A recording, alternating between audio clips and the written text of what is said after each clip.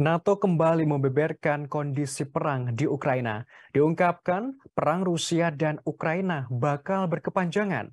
Oleh karenanya, Barat siap terus memasok senjata untuk membantu Ukraina melawan Rusia. Hal ini diungkapkan oleh Sekretaris Jenderal NATO Jens Stoltenberg. Ia memperingatkan potensi ofensif baru Rusia di Ukraina.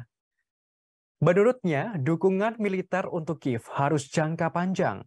Stoltenberg bersikeras bahwa pengiriman senjata ke Kiev. Ia mengatakan mobilisasi sebagian Rusia menunjukkan tidak memiliki rencana untuk mengakhiri permusuhan dalam waktu dekat. Kepala Blok Militer pimpinan Amerika Serikat itu juga menegaskan bahwa Barat terus memberikan senjata kepada Ukraina. Tak hanya itu, ia juga menegaskan Barat akan memberikan bentuk dukungan lain kepada Ukraina.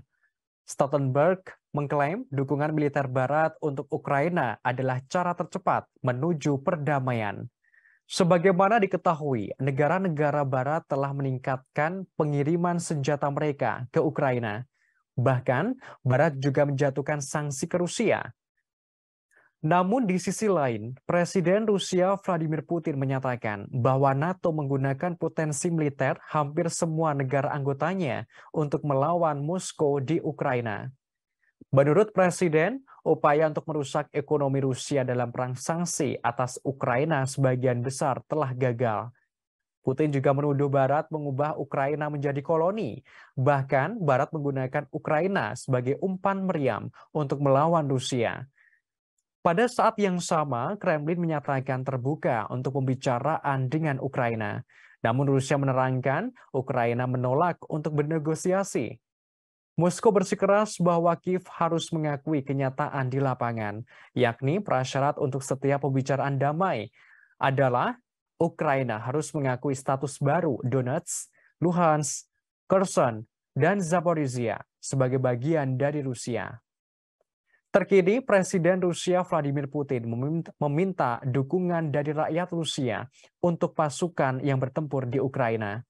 Hal itu diungkapkan Presiden Putin dalam pidato Tahun Baru 2023 di Markas Distrik Militer Selatan Rusia pada Sabtu 31 Desember tengah malam. Ia menjanjikan kemenangan atas neonazi Ukraina dan Barat yang dituding bermaksud menghancurkan Rusia. Kepala negara Rusia juga mengklaim bahwa Barat memberikan segalanya untuk memanfaatkan Ukraina sebagai alat untuk merusak kedaulatan Rusia. Bahkan, Putin menyebut Barat sebagai pihak munafik soal perdamaian.